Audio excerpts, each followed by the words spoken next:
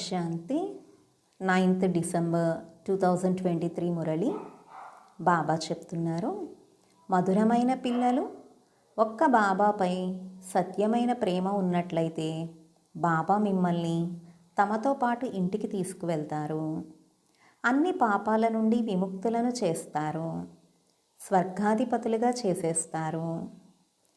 ప్రశ్న: మిమ్మల్ని మీరు సంతోషంగా ఉంచుకునేందుకు ఏ ముఖ్యమైన ధారణ కావాలి? జవాబు: ఎప్పుడైతే మీతో మీరు ఆత్మిక సంభాషణ చేసుకోవడం నేర్చుకుంటారో అప్పుడే సంతోషంగా ఉండగలరు. ఏ వస్తువు పైన ఆసక్తి ఉండకూడదు. కడుపుకు 2 రొట్టెలు లభిస్తే చాలు. ఇటువంటి అనాసక్త వృత్తిని ధారణ చేసినట్లయితే అప్పుడే హర్షితంగా ఉంటారు. జ్ఞానమును మననం చేసుకుంటూ స్వయాన్ని హర్షితంగా ఉంచుకోండి. మీరు కర్మయోగులు. కర్మ చేస్తూ, ఇంటి పనులు చేస్తూ, భోజనం మొదలైనవి చేస్తూ కూడా బాబాను స్మృతి చేయండి. బుద్ధిలో స్వదర్శన చక్రం తిరుగుతూ ఉండాలి. అప్పుడు ఎంతో సంతోషము ఉంటుంది. పాట: వారు మా నుండి దూరము కారు. ఓం శాంతి. మధురాతి మధురమైన పిల్లలు పాట విన్నారు. ఇది పిల్లలకు లేక ఆత్మలకు తమ పరంపిత పరమాత్మతో ఉన్న ఆత్మిక ప్రేమ. ఈ ఆత్మిక ప్రేమ కేవలం బ్రాహ్మణ పిల్లలైన మీకే ఉంటుంది. మీరు స్వయాన్ని ఆత్మగా నిశ్చయం చేసుకుంటారు. ఆత్మయే పరమాత్మ అని అన్నప్పుడు మరి ఎవరిపై ప్రేమను ఉంచాలి? పిల్లలకు తండ్రిపై ప్రేమ ఉంటుంది. తండ్రికి తండ్రిపై ప్రేమ ఉండదు. ఆత్మలమైన మేము మా పరంపిత పరమాత్మతో ప్రేమను జోడిస్తున్నాము అని మీరు భావిస్తారు. ఈ ప్రేమయే మిమ్మల్ని తోడుగా తీసుకువెళ్తుంది. మీరు తండ్రితో ఆత్మిక ప్రేమను ఉంచినప్పుడు కష్టాలను కూడా సహించవలసి ఉంటుంది. మొత్తం ప్రపంచము, ఇంటిలోని సంబంధీకులు మొదలైన వారంతా శత్రువులుగా అయిపోతారు. పతిత పావని గంగ కాదని పిల్లలకు అర్థం చేయించారు. మనుషులు పావనంగా అవ్వాలనే ఆలోచనతో గంగా లేక యమునా తీరంలో హరిద్వారకు, కాశీకి వెళ్ళి కూర్చుంటారు. ఈ 2 ముఖ్యమైన స్థానాలు. హే పతిత పావని గంగా అని అంటారు. ఆ గంగ ఏమీ వినదు. వినేవారు పతిత పావనుడైన తండ్రియే. ఇప్పుడు మీరు ఆ తండ్రి సమ్ముఖంలో కూర్చున్నారు. మీరు పావనంగా ఎలా అవుతారో బాబా తెలియజేస్తున్నారు.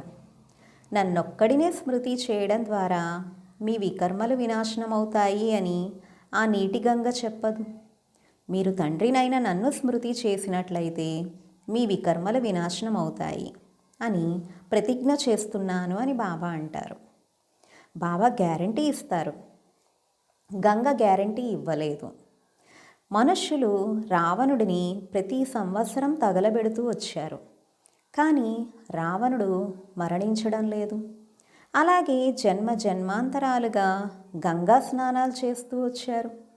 కానీ ఎవ్వరూ పతితుల నుండి పావనులుగా అవ్వనే అవ్వరు. మళ్ళీ మళ్ళీ స్నానాలు చేసేందుకు వెళుతూ ఉంటారు. ఒకసారి పావనంగా అయితే మళ్ళీ స్నానం చేసేందుకు ఎందుకు వెళ్తారు? ఎన్ని మేళాలు జరుగుతాయి? వాటిని ఆత్మ పరమాత్మ సంగమము అని అనరు. భక్తి మార్గంలో మేళాలలో గుంపులు గుంపులుగా ఉంటారు. ఇప్పుడు మీరు బాబాతో బుద్ధి యోగాన్ని జోడిస్తారు. ఆత్మలైన మనము ప్రేయసులుగా అయ్యాము అని మీకు తెలుసు. భగవంతుణ్ణి శరీరం ద్వారా ఆత్మయే తలుచుకుంటుంది. నేను కూడా ఈ శరీరం ద్వారా మిమ్మల్ని చదివిస్తున్నాను అని బాబా అంటారు. కావున సదా బాబాను జ్ఞాపకం చేస్తూ ఉండండి. బాబా అని అనడంతో స్వర్గం తప్పకుండా గుర్తుకు వస్తుంది. మరియు మన ముక్తిధామమైన ఇల్లు కూడా గుర్తుకు వస్తుంది. ముక్తిని నిర్వాణధామము అని కూడా అంటారు. ఇది సాకార ప్రపంచము. ఎప్పటి వరకైతే ఆత్మలు ఇక్కడకు రావో అప్పటి వరకు సాకార ప్రపంచము ఎలా పెరగగలదు? ఆత్మలు నిరాకార లోకం నుండి వస్తాయి. మనుష్య సృష్టి పెరుగుతూ ఉంటుంది. న్యాచురల్గా పెరుగుతూ ఉంటుంది. ఆత్మలు ఇక్కడకు వస్తాయని, వృద్ధి పొందుతూ ఉంటాయని మీకు తెలుసు.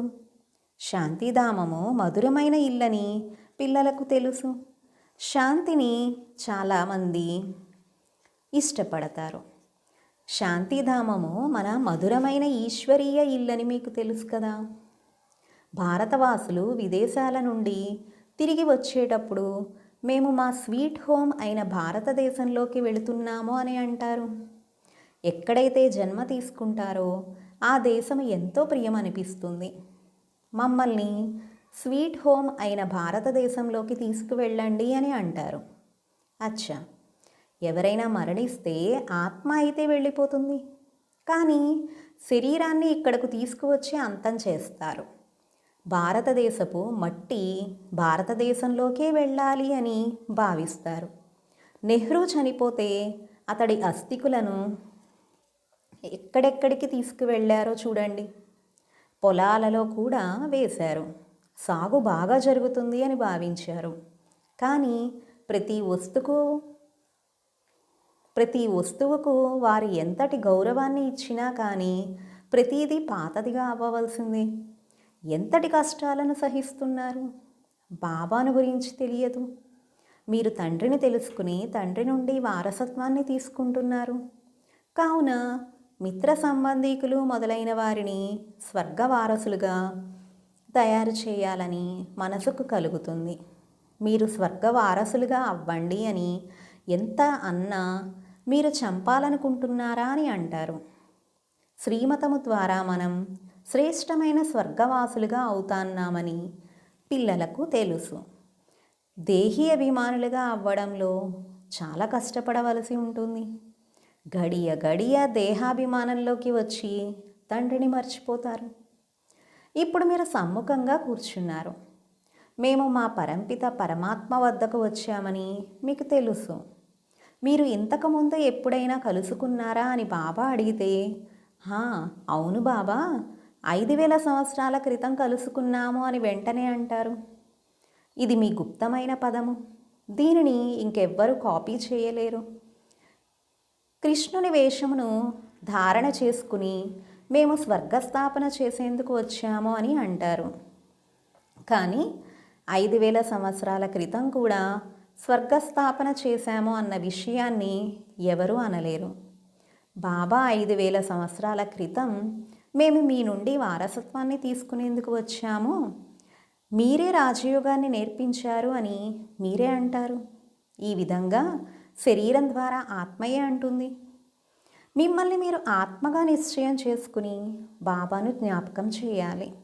ఇందులో సర్వవ్యాపి అన్న విషయమే లేదు. బ్రహ్మ తప్పకుండా సాకారంలో ఉండాలి. తన ద్వారానే పరంపిత పరమాత్మ సృష్టిని రచిస్తారు అని కూడా భావించరు. పతిత పావనుడైన బాబా వచ్చి దేవీ దేవతలుగా పావనులుగా తయారు చేస్తారు. బాబానే స్వర్గ రచయిత. కావున తప్పకుండా స్వర్గంలో మనుష్యులు కావాలి. బాబా వచ్చి మీకు స్వర్గ ద్వారాలను తెరుస్తారు. నరకవాసులను స్వర్గవాసులుగా తయారు చేయాలి అని మీరు ప్రయత్నిస్తారు. మీరు పతితులు నరకవాసులు అని ఎవరితోనైనా అంటే వారు ఎంతగా కోపగించుకుంటారు. మనం నరకం నుండి వెలువడి స్వర్గంలోకి వెళుతున్నామని ఇప్పుడు మీకు తెలుసు. ఇప్పుడు మనం సంగమయుగ వాసులము. ఇప్పుడు ఆత్మలమైన మనం ఈ శరీరాన్ని వదిలి బాబాతో పాటు బాబా ఇంటికి వెళుతున్నాము. ఇది మీ ఆత్మిక యాత్ర. బాబా స్మృతిలో ఉండాలి. ఈ శరీరము ఎప్పటి వరకు ఉంటుందో అప్పటి వరకు యాత్ర కొనసాగుతుందని భావిస్తారు. కర్మలు కూడా చేయాలి. తినండి, తాగండి, వంట వండుకోండి. ఎంత సమయం లభిస్తే అంత సమయం బాబాను స్మృతి చేయాలి. ఆఫీస్లో కూర్చుంటారు. కాస్త ఖాళీగా ఉంది అని అనిపిస్తే ఇంకా బాబా స్మృతిలో ఉండండి. అందులో ఎంతో సంపాదన ఉంది అని బాబా అంటున్నారు. రైల్లో ప్రయాణిస్తూ ఉంటారు. ఆ సమయంలో ఎటువంటి పని ఉండదు. కూర్చుని బాబాను జ్ఞాపకం చేస్తూ ఉండండి. ఇప్పుడు బాబా వద్దకు వెళతాము. బాబా మనల్ని తీసుకువెళ్లేందుకు పరంధామం నుండి వచ్చారు.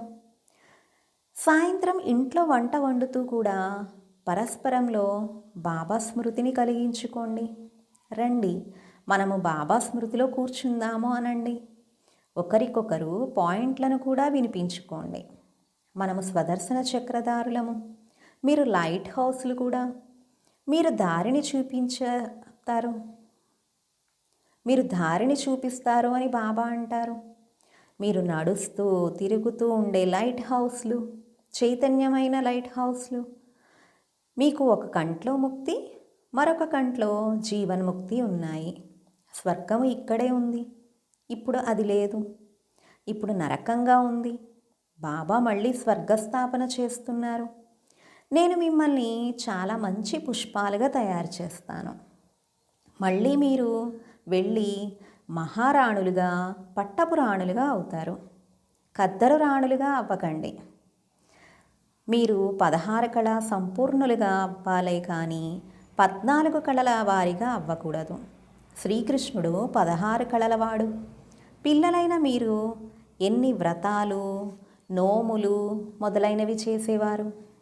7 రోజులు నిర్జలముగా ఉండేవారు. ఏమీ తినకుండా ఉండేవారు. ఎంతగా కష్టపడేవారు. కానీ కృష్ణపురిలోకి వెళ్ళలేకపోయారు. ఇప్పుడు మీరు కృష్ణపురి అయిన స్వర్గంలోకి ప్రత్యక్షంగా వెళ్ళేందుకు పురుషార్థమును చేస్తున్నారు. కృష్ణుణ్ణి ద్వాపరయుగంలోకి తీసుకువెళ్ళడంతో స్వర్గమును గురించి ఎవరికీ తెలియదు. నిజానికి 8 రోజుల ప్రాముఖ్యత ఏమిటో మీకు ఇక్కడే తెలుసు, ఇప్పుడే తెలుసు. ఒక్క బాబాను తప్ప ఇంకెవ్వరినీ స్మృతి చేయకూడదు. నిర్జలముగా ఉండే విషయం అంటూ ఏదీ లేదు. బాబాను స్మృతి చేయడం ద్వారా మీరు బాబా వద్దకు వెళ్ళిపోతారు. బాబా మళ్ళీ స్వర్గంలోకి పంపించి వేస్తారు. వ్రతాలు, నోములు చేస్తూ మీరు ఎన్ని రోజులను ఆకలితో ఉంటారు. జన్మ జన్మలు ఎంతగా కష్టపడుతూ ఉంటారు. కానీ ఎటువంటి ప్రాప్తి లభించలేదు. ఇప్పుడు మిమ్మల్ని వాటన్నింటి నుండి విడిపించి సద్గతి మార్గంలోకి తీసుకువెళతారు. బాబా కల్పపూర్వం కూడా స్వర్గ వారసత్వాన్ని తీసుకునేందుకు మిమ్మల్ని కలుసుకున్నాము అని మీరు అంటారు కదా. అడుగడుగులోనూ సలహా తీసుకుంటూ ఉండండి. అన్ని లెక్కాపత్రాలను అడగండి అని బాబా అంటారు. బాబా సలహా ఇస్తూ ఉంటారు. మీరు మీ వ్యాపార వ్యవహారాలు మొదలైనవి చేసుకుంటూ ఉండండి. అయినా బాబా సలహా ఇస్తూ ఉంటారు. ఎక్కువగా వ్యాపారాలలో చిక్కుకుపోయారని గమనిస్తే నీవు ఎందుకు ఇంతగా కష్టపడుతున్నావు, నీవు ఎంత సమయం జీవిస్తావు అని బాబా సలహా ఇస్తారు. కడుపుకు 1-2 రొట్టెలే అడుగుతుంది. వాటితోనే పేదవారు జీవిస్తారు, షావుకారులు జీవిస్తారు. షావుకారులు బాగా తింటారు, అలాగే రోగగ్రస్తులుగాను అవుతారు. ఆటవికులు ఎంత దృఢముగా ఉంటారో చూడండి. కానీ వారు తినేదేమిటి, ఎంతగా పనిచేస్తారు. తమ గుడిసెలో వారు సంతోషంగా ఉంటారు. కావున ఈ సమయంలో మీరు మిగిలిన ఆశలన్నింటినీ వదిలివేయండి. 2 రొట్టెలు దొరికి కడుపు నిండితే ఇంకా చాలు. బాబాను స్మృతి చేయాలి. మీరు ఆత్మిక పిల్లలు. ప్రియుడైనటువంటి పరంపిత పరమాత్మకు ప్రేయసులుగా అయ్యారు. ఎంతగా బాబాను స్మృతి చేస్తారో అంతగా వికర్మలు వినాశనమవుతూ ఉంటాయి. మీరు ఎవరినైతే స్మృతి చేస్తారో వారిని వెళ్ళి కలుసుకుంటారు. సాక్షాత్కారాలు జరగాలని, మరొకటి జరగాలని చాలామంది కోరుకుంటూ ఉంటారు. మీకు అవి ఇంట్లో కూర్చుంటూ కూడా జరగవచ్చు. శివబాబాను స్మృతి చేయడం ద్వారా మీకు వైకుంఠ సాక్షాత్కారం జరుగుతుంది. కృష్ణపురిని చూస్తారు. ఇక్కడైతే బాబా మిమ్మల్ని వైకుంఠాధిపతులుగా చేసేస్తారు. ఇది కేవలం సాక్షాత్కారానికి చెందిన విషయం కాదు. మీరు నన్ను స్మృతి చేయండి, ఎందుకంటే నేను మిమ్మల్ని తీసుకువెళ్ళేందుకు వచ్చాను. బాబా అంటున్నారు, పిల్లలు మీరు నన్ను జ్ఞాపకం చేయండి, ఎందుకంటే నేను మిమ్మల్ని తీసుకువెళ్ళేందుకే తీసుకువచ్చాను. శివబాబాను స్మృతి చేయాలి. వారే కృష్ణపురికి అధిపతులుగా చేస్తారు. కృష్ణుడైతే అలా చేయడు కదా. శివబాబాను స్మృతి చేయడం ద్వారా మీకు వైకుంఠ రాజ్యాధికారం లభిస్తుంది. ఇప్పుడు వారు పరంధామం నుండి వచ్చారు. తప్పకుండా వచ్చారు కదా. కాబట్టే స్మృతి చిహ్న మందిరాలు కూడా తయారయ్యాయి.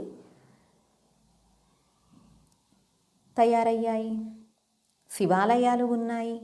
శివ జయంతిని కూడా జరుపుకుంటాము. కానీ వారు భారతదేశంలోకి ఎలా వస్తారు అన్నది ఎవరికీ తెలియదు. వారు కృష్ణుని తనువులోకైతే రారు. కృష్ణుడు సత్యయుగంలోనే ఉంటాడు. శివునికి పెద్ద మందిరం ఉంది. కృష్ణునికి అంత పెద్ద మందిరం లేదు కదా. సోమనాథ మందిరం ఎంత పెద్దది. కృష్ణుని మందిరంలో రాధాకృష్ణులకు ఎన్నో నగలను చూపిస్తారు. శివాలయంలో ఎప్పుడు నగలను చూపించరు. శివబాబా పెద్ద మహల్లో ఉండరు. శ్రీకృష్ణుడే అలా ఉంటాడు. నేను అసలు మహళ్ళలోనే ఉండను అని బాబా అంటారు. కానీ భక్తి మార్గంలో రత్నాలతో వజ్రాలతో ఎంత గొప్ప మందిరాలను నిర్మించారు. ఎవరికైతే శివబాబా ద్వారా స్వర్గవారసత్వం లభించిందో వారు వారి మందిరాన్ని అంత ఉన్నతంగా తయారు చేశారు. స్మృతి చిహ్నం కొరకు ఎంత పెద్ద మందిరాన్ని నిర్మించారు.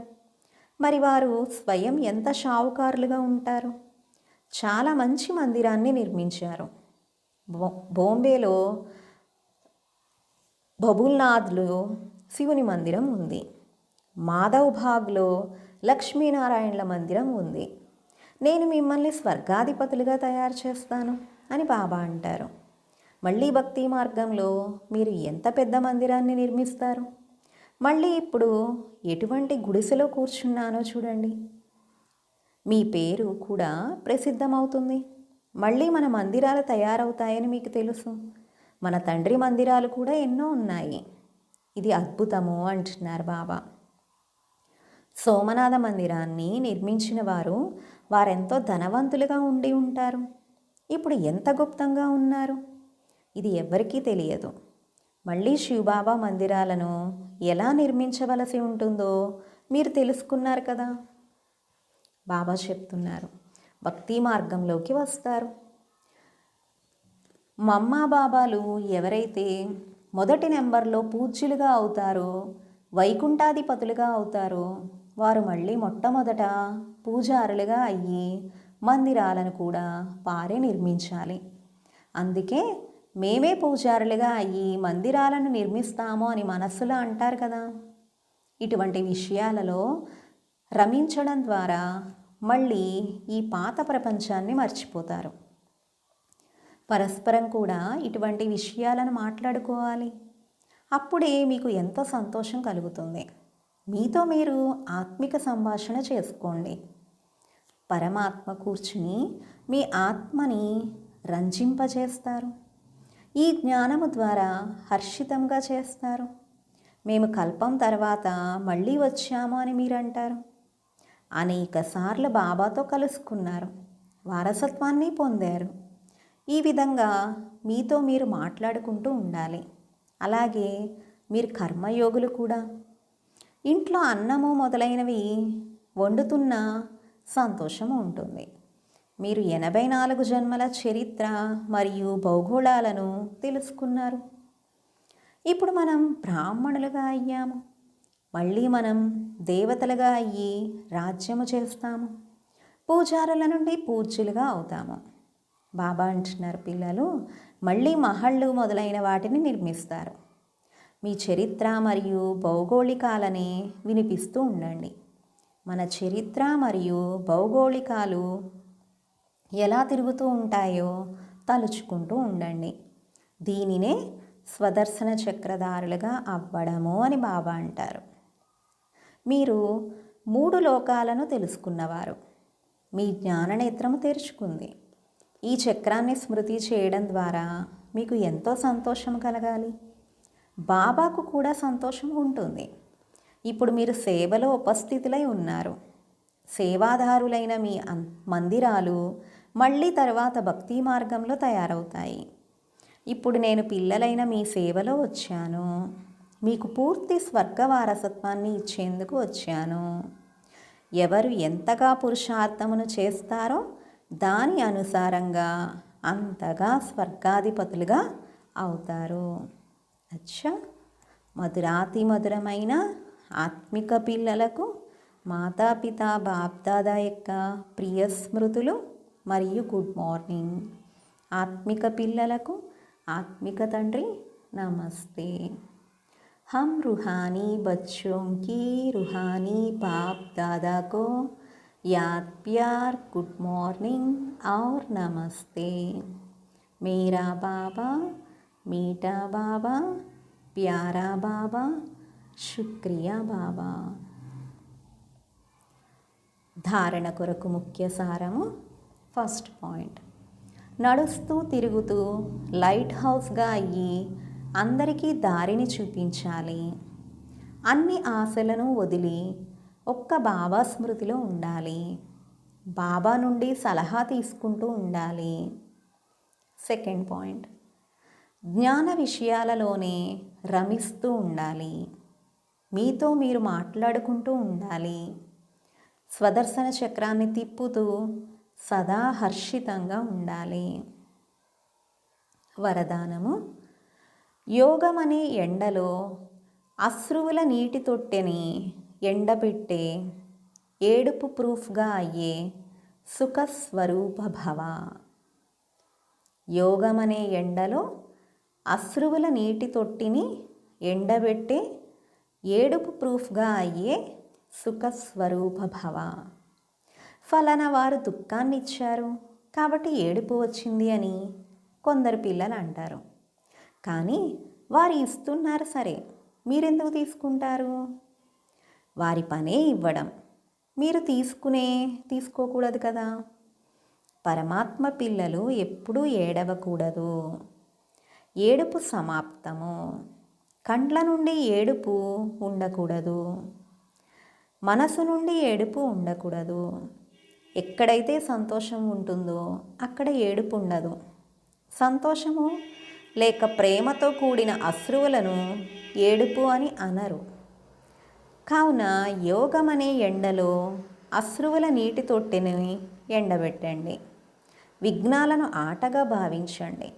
అప్పుడు సుఖస్వరూపులుగా అయిపోతారు. అందుకే బాబా అంటున్నారు, ఏడుపు అనేది విడిచిపెట్టండి. ఒకరి దుఃఖాన్ని ఇస్తారు కానీ మీరు తీసుకోకండి. ఎందుకంటే మీరు సుఖస్వరూప ఆత్మలు అని బాబా అంటున్నారు.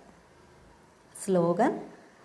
సాక్షిగా అయ్యి పాత్రను పోషించే అభ్యాసము ఉన్నట్లయితే టెన్షన్ నుండి దూరంగా స్వతహాగానే అటెన్షన్లో ఉంటారు. సాక్షిగా అయ్యి పాత్రను పోషించే అభ్యాసము ఉన్నట్లయితే టెన్షన్ నుండి దూరంగా స్వతహాగానే అటెన్షన్లో ఉంటారు. ఈరోజుటి స్వమానం. నేను సుఖ స్వరూప ఆత్మను. ఓం శాంతి.